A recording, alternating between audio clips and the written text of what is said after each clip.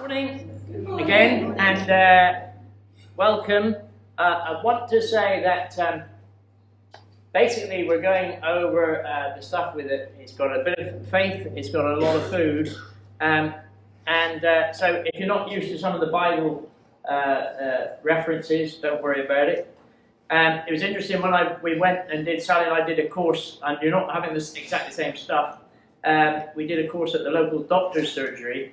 And I started by telling them that if I break into a hymn, it's because I'm not used to doing it in a local surgery. Or if I say, let's pray, don't worry about it. But it was a chance to get it in. But I'm purposely including in, because it's Be Healthy Church, and we advertise it as Be Healthy Church and Be Healthy Central, I wanted to put some biblical references in of why I believe as Christians we should be the healthiest people on earth.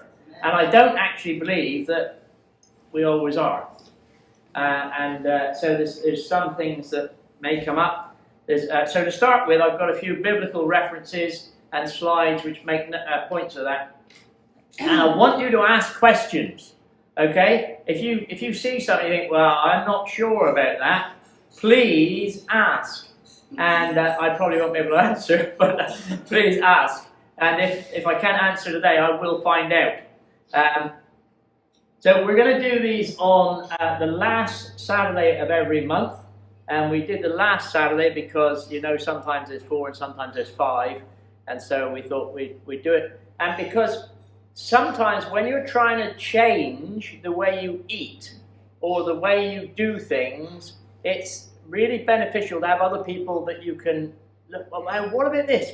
I'm struggling with this. And you need to ask someone that may give you the right answer. Now also, I encourage you, if you're not on the Be Healthy Church WhatsApp group, to be on it, because there is some things I send out, there's things that other people say that may just be beneficial. And we live in a world, you may be surprised at this, but you might not be, that actually deceives us in what is good for us. And if you look at the health of the nation, we've been going down a program of what we've been advised to eat for the last 40, 50 years. And yet, in that last 40, 50 years, the nation has got sicker.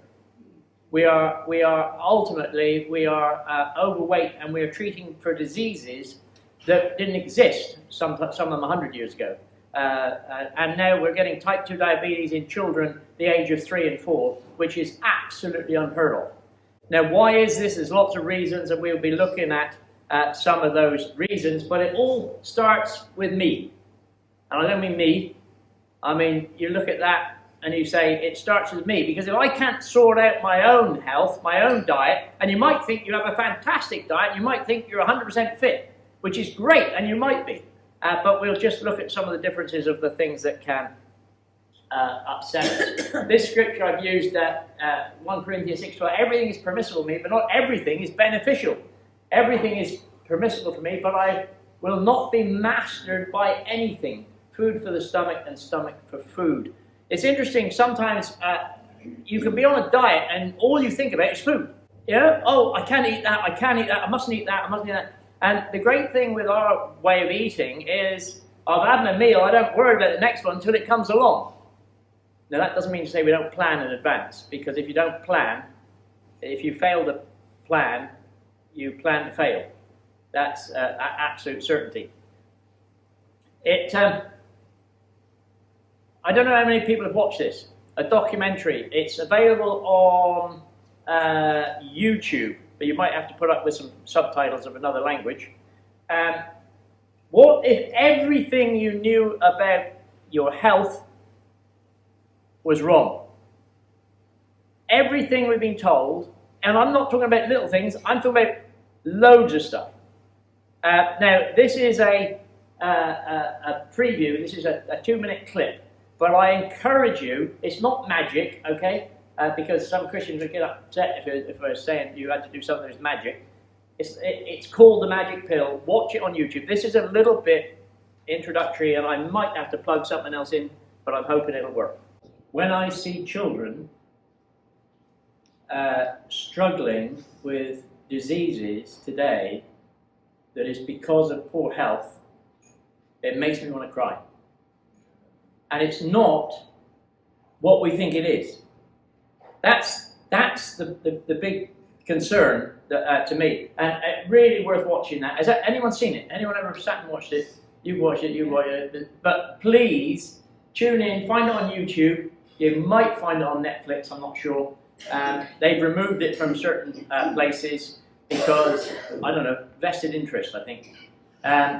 But we've lived with this lie that if you see a heart symbol on food, it's supposed to be healthy. And everyone here, I'm sure, will know someone that has died what I would consider before the time.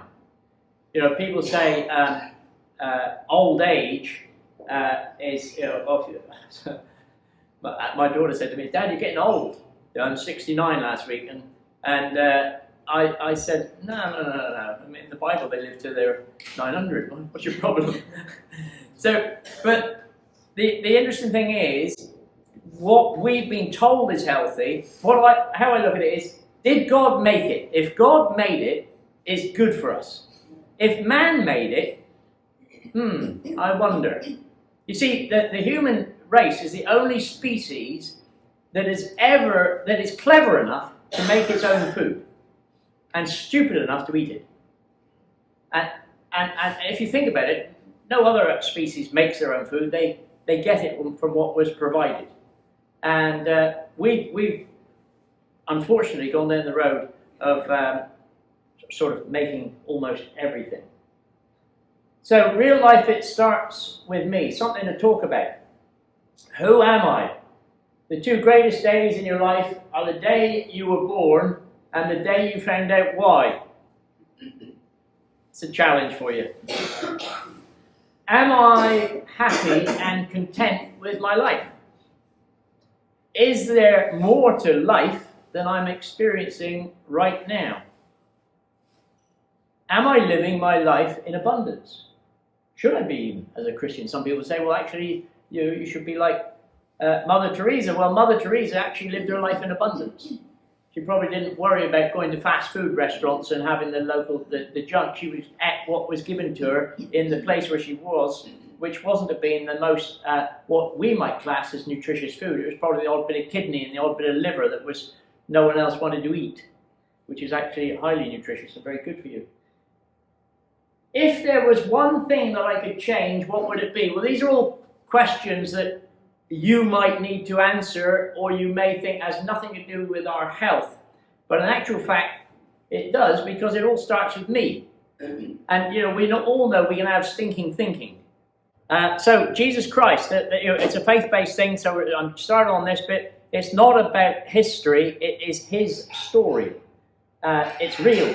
That's what I like about Jesus. History proves. You don't need a Bible. Just go back through history. It tells you. And if you believe in history, you can't deny it. Jesus gave up his life so that we could live our life to the full.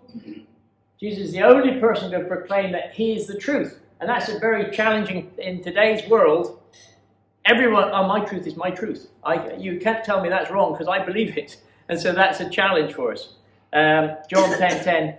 The thief, the enemy, comes to steal, rob, and destroy, but I have come that they may have life and have it in its fullness. So, are we being robbed of our full life? I would say God expects me to manage my body. My body is God's property. My body will be resurrected after I die. And by his power, God raised the Lord from the dead, and he will raise us. Standard Christian principles. But I always think that, that I didn't really look after my body. When I started doing these courses, it was me judging, looking at other people, which is not exactly right, and saying, well, man, you ought to do something about your health, mate. You are looking a bit overweight, or you're looking this, or you're looking that, and we have to be very careful how we judge other people. Now this is, some of you have used, I know from the start, a diet called the Harcum diet, which is some of the things that we have used in the past. This is Zoe Harcum, and is a clip that she has given me permission to use off her private own account. So we'll just see if this works.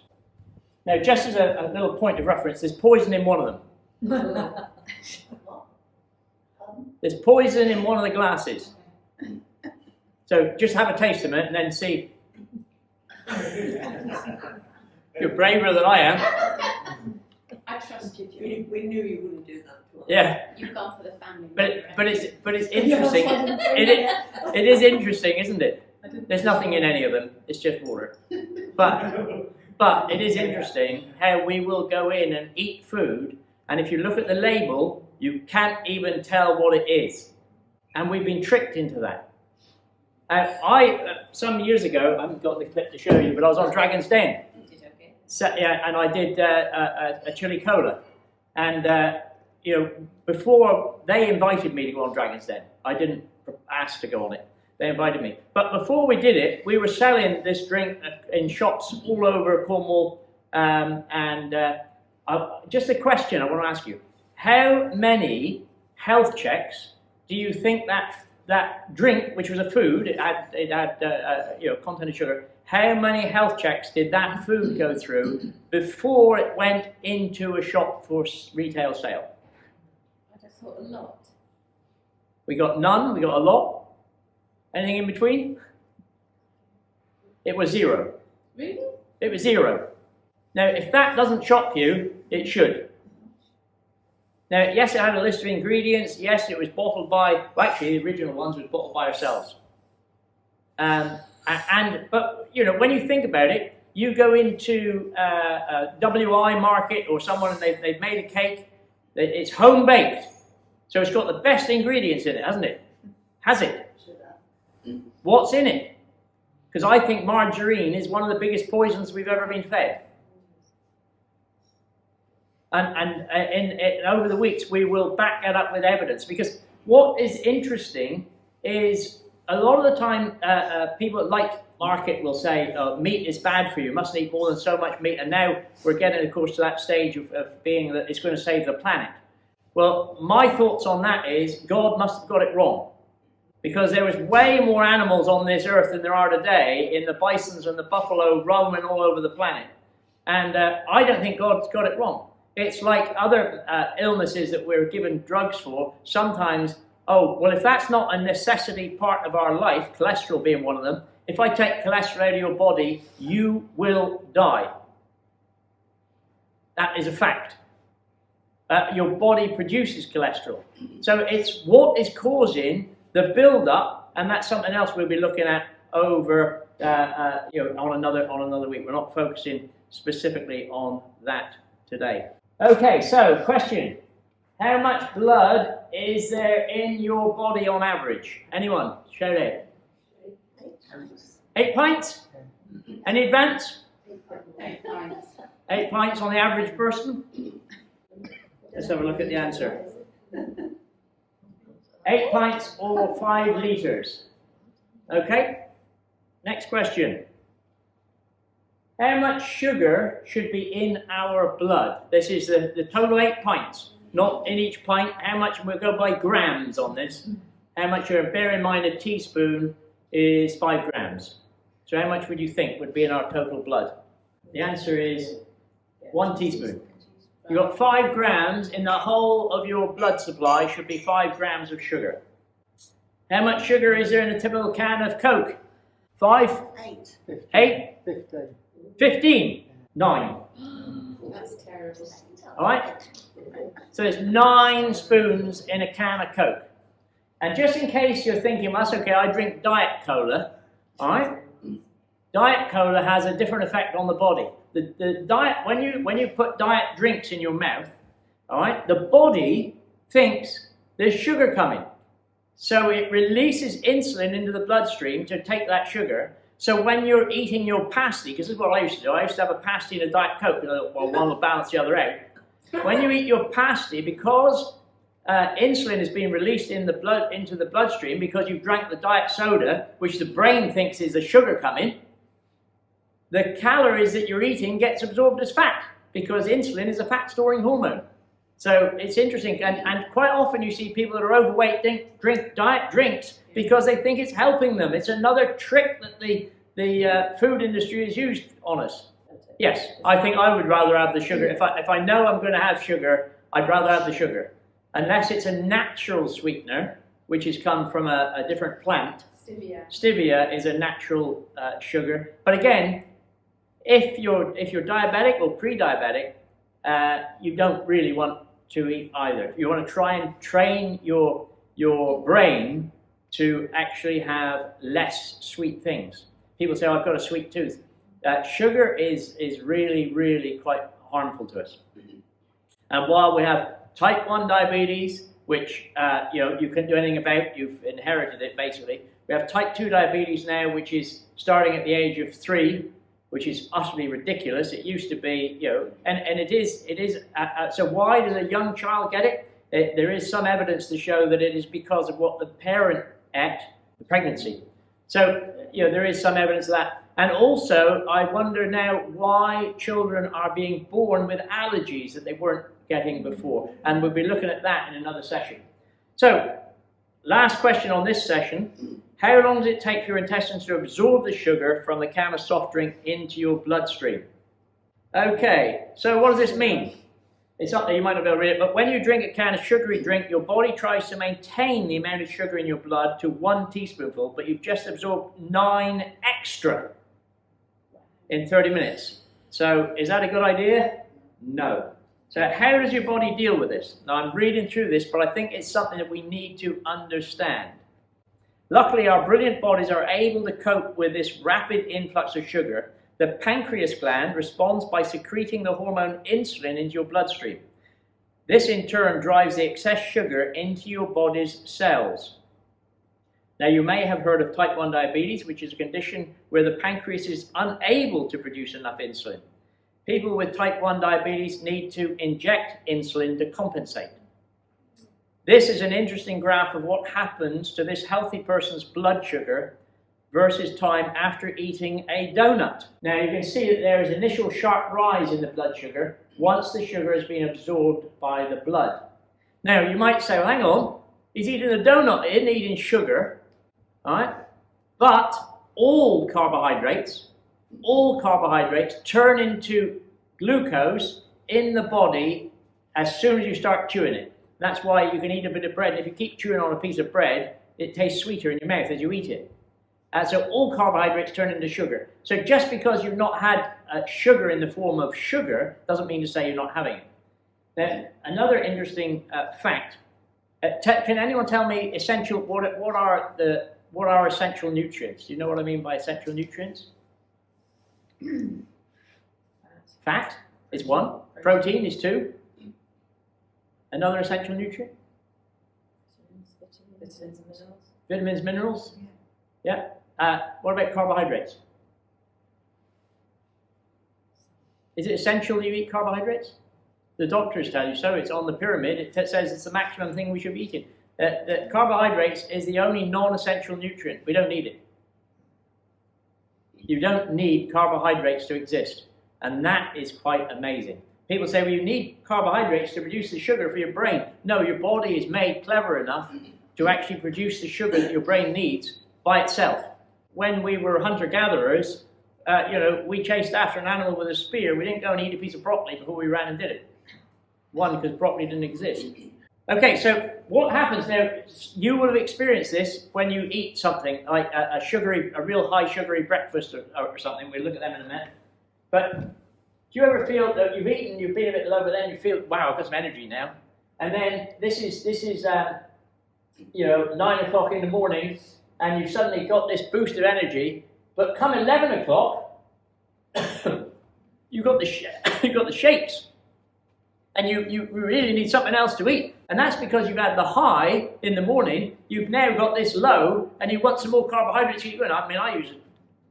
I could not possibly have a cup of coffee at 11 o'clock there on a saffron bun or a couple of biscuits or a Kit Kat or something. Yeah, but that's what's causing. Then what happens is you get another spike, and then you get another low. Now, if you were type 2 diabetic or diabetic, you have to monitor your blood sugars. Or if you're type 1, you have to monitor it. And you have to keep in this area all the time to keep you right. And what we don't understand is what the sugar is doing to the inside of our body. All right? We think, oh, it doesn't matter, it's only sugar. Okay, it's only sugar, what does it matter? And I'm fit and healthy, why shouldn't I eat some sugar? Well, if you cut yourself on the outside, what happens? You bleed, but what happens in nature then? What happens? Clot and a scab. All right? So you'll get a scab on the inside. And that's because of inflammation. You've got inflammation there. You start scratching yourself. You get inflammation. Sorry, Sal. You get inflammation, and it eventually scars over. Now, what happens internally is when we eat lots of sugar, you get inflammation on the inside. So you get inflammation on the lining of your arteries and the lining of your veins. Now, what happens when you get inflammation is the body says, whoa, we need to bring healing there. Let's send the nature's scab for internal, and that is called cholesterol. So that goes along and puts a little scab over the thing while healing comes along. The trouble is, we then chuff in another Mars bar and another can of Coke, and it sends even more cholesterol down to bring healing, and the cholesterol blocks the arteries. It wasn't the fat that blocked the arteries, it was the sugar. Now, unless your fat was vegetable fat, but that's another story, because vegetable fat is also something that actually causes inflammation internally. What they say is vegetable fat isn't vegetable fat because you can't get fat from vegetables, it's seed oils. But now they've got a new term out, which is great because it sticks with everyone's idea, plant-based oils. It's still just as bad. And in some parts of the world, they've been banned now, certain things of plant-based oils. Some of them, turn them into fat, have been banned. So the pancreas releases insulin, which drives sugar from the blood into our body's cells. Can you see that? In this case, the sugar level then plummeted and became low. This makes you feel tired, hungry, or crave more. And if you're not careful, this cycle continues. We clearly cannot survive without insulin, and producing too much is not a good thing either. Insulin is a fat storage hormone, and whilst blood insulin levels are high, your body fat remains locked away and is unavailable as fuel for your body to burn, or even when you are hungry. It is often compared to filling a car boot with petrol, where it just sits and stays. It can't be used to run the car, rather than in the fuel tank, where it can be used up to run the engine. I think of that picture, I know I used to have one, I probably got it on there somewhere, of a fuel tanker. And you've got a fuel tanker that's towing, I don't know how many 10,000 litres of fuel, but he runs out of diesel on the side of the road. He can't hook up to the back tank. And we're like that. We carry weight around with us. We can't burn it because our body is so used to burning sugar. And we have to train our bodies into burning fat. And that's a bit of an interesting challenge. So if you eat too much sugar over a long period, some of the body's cells start to get overwhelmed with sugar and fat, that they start to resist the effects of insulin, causing blood sugar levels to rise more. The way the body deals with this is to produce higher and higher levels of insulin.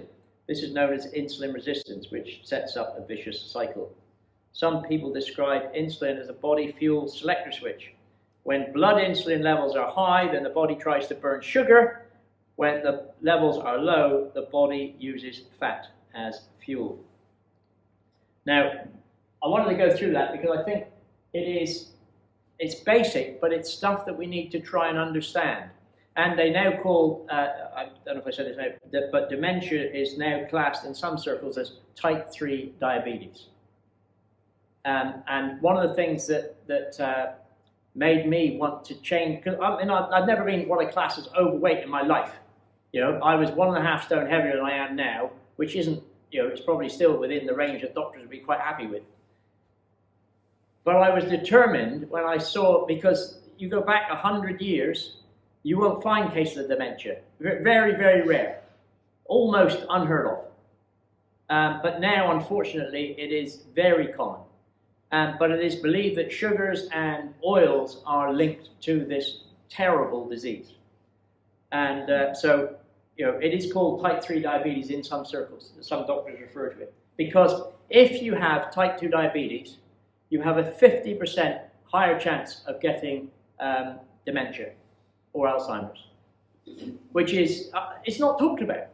How often have you heard that on the public arena? But that's a fact. And I don't understand why it isn't talked about. So I hope you understand that a little bit more. Reduce sugar intake is to an absolute minimum.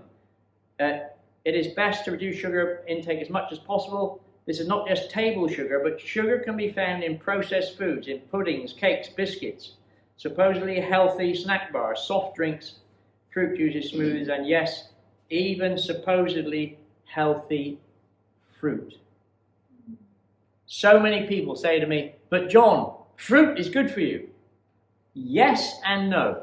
One, if you're drinking fruit juice, it's probably one of the worst drinks you can drink because its sugar equivalent is the same as Coke. So if you drink a glass of orange juice or a glass of apple juice, you're drinking the same amount of sugar as a Coke. Now you're saying natural sugar, where does the sugar come from in the Coke?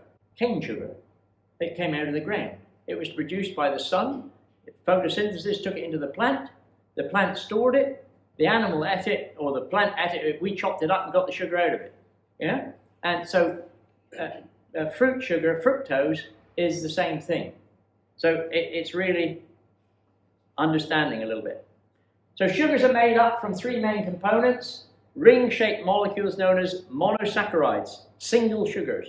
Glucose, fructose, and galactose, that's what they're all made of. Honey contains sugar mainly in the form of single sugars, all glucose and fructose. So you might not understand all this and you might not need to. What we tend to refer to as sugar or table sugar, the sort we have in our sugar bowl, is sucrose. This is an example of a disaccharide, double sugars, which two single sugars holding hands. You can get this, I'll tell you where you can get all this information, by the way. So polysaccharides, multiple sugars, are long chains of glucose molecules holding hands. Starchy carbohydrates found in bread, rice, potatoes, pasta, and cereals are examples. The intestines can only absorb monosaccharides, so therefore disaccharides and polysaccharides are absorbed. They have to be broken down into monosaccharides, it's all a bit much, isn't it? But by your digestive enzymes. Only then can they be transported across the membrane of cells into your intestinal wall, into the bloodstream before they head off to the liver to be processed. When these single sugars enter the liver, the glucose can be converted back into a polysaccharide. Our body does a lot, doesn't it? Or fat and stored. Or it can be exported to the bloodstream and utilized. The thing is, the intestine or liver cannot tell where a glucose, fructose, or galactose molecule has come from. It's not like they're carrying a passport or anything. So the whole idea that natural sugars, for example, honey or fruit, are somehow better than other sugars don't make any sense, for example, from sugarcane or sugar beet. It doesn't make any sense to us. Besides, sugarcane is every bit as natural fruit as well. I've already said that, so we won't go there. Fructose has somehow found itself a healthy reputation, possibly because it doesn't cause much as a rise in insulin levels in the bloodstream. This is hardly surprising, as it doesn't enter the body's bloodstream in significant amounts. What is interesting when it comes to fruit, okay? You wouldn't sit down for a meal and have 6 or 7 oranges, would you? I mean, perhaps you do, I don't know, but you wouldn't. But you would give your kid a glass of orange juice thinking you're doing the health, and that is the equivalent of eating 6 or 7 oranges. So, and the body can handle so much orange. One orange, it's got fiber in it, it's got vitamins in it, it's okay. But if, again, you're suffering with a beer belly, or you're trying to lose weight around your middle, you don't want to eat too much fruit, because that fructose goes straight to around the organs. And that's the thing. So, you go out for a night. I mean, I could never do it in my life. I hear about people who drink 10 pints of beer. I mean, I would have to stand in the toilet, and as it went in, it would have to come out because it just wouldn't work. But they talk about beer belly. Well, you cannot drink 10 pints of water, by the way. Do you know that? You cannot drink 10 pints of water, it's impossible. But someone can go out in the night and drink 10 pints of beer because it's carbohydrates you're drinking, and your body just doesn't recognize it as the same thing. So whether your sugar comes from natural sources like honey and fruit, sugarcane, or from starchy carbohydrates like the ones found in bread, rice, pasta, potatoes, it's best to make sure you don't end up eating too much. Whoa, I just shut that down, I didn't mean to. This is all available to you, all this stuff here. If you want to look through it again, it's all available on the Freshwell app. They've just upgraded it, so it's called Freshwell. I'll show you the picture in a minute. And this is the guide, so you understand a bit more about it. Right, I'm going to go up now. You can look at this, but the common places we eat sugar where we don't think we're eating sugar. How many spoonfuls of sugar in a banana? Does it make a difference how ripe they are? No. They taste sweeter. Right. They taste sweeter, but the body just takes it in a different form. So that banana, when it's green, is slightly bigger. All right, and as it ripens, it goes smaller. The content doesn't change inside; it just tastes sweeter as it reduces. So I'm 99.9% certain it doesn't make any difference. It's the same carbohydrates in there. The body might take a little bit longer to get that taste out of it, but ultimately it's the same amount. Oh, that's it. So when you have 2 bananas for breakfast, which I know some people do have, that's 12 spoons of sugar before you start your day. Now it might be a slow release, but it isn't that slow actually. So we're not saying that eating 120 grams of bananas is exactly the same as eating 6 spoonfuls of sugar. That'd be silly, because a banana contains stuff like fiber, etc. The point of the infographics, which he's done a lot of these on it, are to give people a rough idea how starchy carbohydrates can affect your bloodstream. And we've often found a jaw-dropping moment as people understand. So check that out. I might have a look at some more in a minute. You may recall the earlier graph. So there you go. See what happens when you eat different things. You had that donut, and then later on the day you had a wheat biscuit. It spikes up like that. Then you come down here, and then you have 2 bananas or beans on toast, wholemeal toast, and all our blood sugars are high. And beans are high in sugar. So to break this cycle, you need to cut back on foods that stimulate excessive insulin secretion, sugar, and starchy carbohydrates. Now this is the thing that we don't understand, or we didn't understand where it comes from. Reduce your starchy carbohydrates intake a lot. Now this is a bit of a challenge when the NHS still on some of their websites promote that you should eat between 6 and 12 portions of this stuff a day. And I would say, 1. Turn the pyramid upside down. So minimize your consumption of pasta, potatoes, cereals, yes, even porridge. Now that porridge I made today, all right, a normal serving of porridge, according to the statistics on here and other places, is 40 grams of oats. That was made with 20 grams of oats, with 20 grams of double cream, and 200 ml of water, a pinch of salt to taste. And then it's cooked overnight, or left overnight in the fridge, and then eat hot or cold the next. So that was done yesterday. But you've got 2 spoonfuls less sugar than if you use milk in that mix. You've also got less carbohydrate because your 40 grams, if it's left overnight, swells up, absorbs the cream and the thing, so you feel as if you're eating more, but you haven't actually eaten too much more. You could do it in the morning and eat it straight away, but it would be a bit watery and it wouldn't taste quite so nice. Brown wholemeal bread, pasta and rice is much touted as a healthy food, but we disagree. Eating whole grain still pushes up your blood sugar levels ever so slightly less than their white equivalent. So they are slightly less bad for you, but they still need to be kept to a minimum. Eat unprocessed foods and don't fear healthy fats. Sorry, my phone seems to have gone a bit on the slant. It's best to cook with ingredients that have not been processed in a factory. Vegetables, especially ones grown above ground, because if they're above ground, they're less starchy. Meat, fish, cheese, eggs, nuts, full-fat dairy. Avoid low-fat dairy because it's a higher sugar content. So in other words, skim milk has more sugar per litre than full-fat milk. All the things that you think were the wrong way around. Fruit, such as berries. Berries are low in sugar. So it's worth knowing that. So if you eat berries, as opposed to bananas, and apple is bad, oranges, and grapefruit is a good fruit to eat. But some people can't eat that if you're on statins. They fill you up so you're less tempted to overeat. You may notice that some of this food that we recommend is high in saturated fat. This is something many of our patients, remember there's a doctor that wrote this app, found something in our patients that's hard to accept initially. We do appreciate that this goes against the last 50 years of nutritional advice, and saturated fat supposedly increases your cholesterol. People who adopt the low-carb lifestyle often eat more saturated fat. In our experience of looking at the cholesterol of blood tests of over 100 of our patients, eating more saturated fat doesn't raise your blood cholesterol. The opposite is generally true. Eating this way improves your blood cholesterol. It doesn't make it worse. There is abundant scientific evidence to support this viewpoint, but the argument still rages on. Having said this, what do you really need to avoid eating? A lot of fat and sugary starch carbohydrates.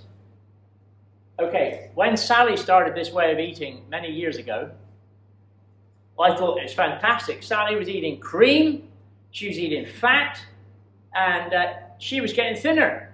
So I thought, this is fantastic. I'm going to start eating this cream, and I'm going to start eating this fat, and I kept on eating me bread and me potatoes, and man, I put on weight. Sally was getting thinner. Hang on a minute, something's not quite right here. So if you mix the two, high fat and high carbohydrates, look out, boys, because you ain't going to fit through that door next week. You will pile on the pounds if you mix high fat and high carbohydrates. So if you think to yourself, you're out for a meal and you have this, you're really good, you have a steak and you have some leafy vegetables for your main meal, and then the temptation comes along and you, sticky toffee pudding. You've just blown it because you're just going to stick the pounds on. And you're cheese.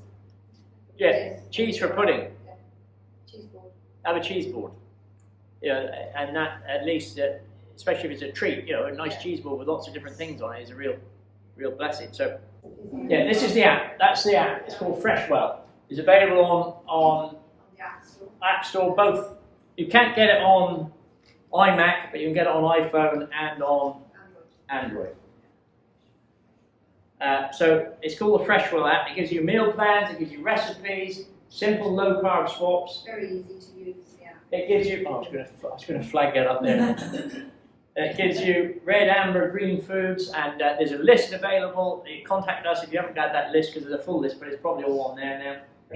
Oh yeah, the whole app is done by a doctor's surgery. They have got, at the moment, 127 of their patients have gone into remission from type 2 diabetic. And some of them have been there for over 9 years now. So it's not just a whim. And it is a way of, it is a lifestyle that you can keep living on. And we don't call it diet, it's a lifestyle. It's a change in my thought pattern. It's just saying, well, some might say, I've lived like this all the time, I'm going to carry on, I'll be all right. But I always think about the National Health Service, 7 million people on a waiting list. They reckon if diet was changed, it would cut half of them off instantly if people ate differently. It's like the doctor said on the beginning of that video, if only doctors asked, what are you eating? But the trouble is, doctors do not know nutrition. Anna told me that they did probably 2 hours on nutrition when she did her medical training,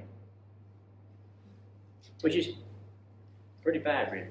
I mean, as a farmer, and Rachel would know this, if we went in and stuffed our cows full of just straw, right? Just fill them with straw, because they'd eat it. If they're hungry, you put straw in front, they don't have nothing to eat, they'll keep eating the straw. They ain't going to produce anything, and they'll get sick. And that's basically what we've been doing. Stuffing ourselves with straw, and we're slowly getting sick. Basmati rice, one portion, 150 grams of boiled basmati rice. How much sugar? Oh my God. No, I'm not. Are you on the app? I didn't look, honestly. That's right. 10 spoons of sugar. Equivalent. Yeah, remember, you're eating, no one's added the sugar into the rice. It's the rice, when we get into our body, it breaks down into carbohydrates, it turns into glucose within minutes, all right? And the body has to deal with that amount of sugar. This isn't someone's make-believe, this is fact. That's why it's a non-essential nutrient. Okay, let's go to 150 grams of boiled potatoes. 9 teaspoons. 9 teaspoons. And 150 grams isn't what you put on your plate when you have a roast and you go in and it's all there and you pile it up. That's 300 grams. French fries. 7.5. Again, not the portion you go down the chip shop to get. And the other interesting thing is, and this is we aren't covering this today, but if you go to a fish and chip shop for fish and chips, just remember that if it's cooked in oil, vegetable oil, try to avoid it. Don't go near it. The interesting thing is with McDonald's, right? They cook chips in them, and then when they finish cooking chips in it, they take the oil out of the fryers. It goes through a sieve process, and they run their diesel vehicles on it. All right, that's a fact. Now, you tell me, if you want to go into the petrol station, put 2 litres of diesel into your frying pan and cook your chips, would you eat it? Well, that's just the same as that offering you that glass of water with poison in it. And vegetable oil was designed originally for tractors, and that's where they got it, for running tractors. And then some bright spark said, actually, we could get this to people to eat it and make it tick a few boxes. So spaghetti, quickly here, 6.6 spoons in spaghetti. Sweet corn, boiled, 80 gram portion, 4 teaspoons. Frozen peas, 1.3, we saw the banana. Apple, not too bad. Go on, we'll have a guess on this one. 3. Broccoli, very good. All right, broccoli is good. And finally, we're going to show the sugar on eggs. Good food. 0. It's interesting, isn't it, that the government put us off eating eggs lots of years ago, and they all recommended we eat more and more cereal, heart healthy, it's going to get you fit and healthy, and just look at the nation. We are now one of the most obese nations in Europe. And I don't blame people. It's not a question. We have been told what to eat. We've got gyms open more and more, and yet we are still unhealthy. And it's not because, as we've seen today, you can go to a gym, but if you put the wrong fuel in, it doesn't matter what you do. You are just actually adding to the problem.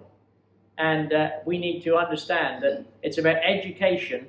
And we also have to be very careful when we go online, because you will go, I mean, I've had people say to me, well, I went to the NHS website and it told me to do X, Y, Z. And you think, you can do that. That's what they've been recommending for the last 50 years, and look at the state. And that's why I think, we've got to bring some truth and evidence. And I go to people that aren't getting paid by drug companies, because the government actually uses drug companies and food manufacturers to recommend the things that we eat. I can remember when I sold fizzy drinks, and someone said to me they're pretty addictive. I thought, great. If it's addictive, they're going to use more of the stuff. So the thing to go away with today is, 1, get the app. It's really, really useful. Learn all you can from it. There's other stuff on the app. And think about what you eat. Think about what you eat. Should I be eating this? Is there something I could do better for me or my family? And don't beat yourself up about what you didn't do for someone yesterday, because you can't change it. But you can change today. Any questions?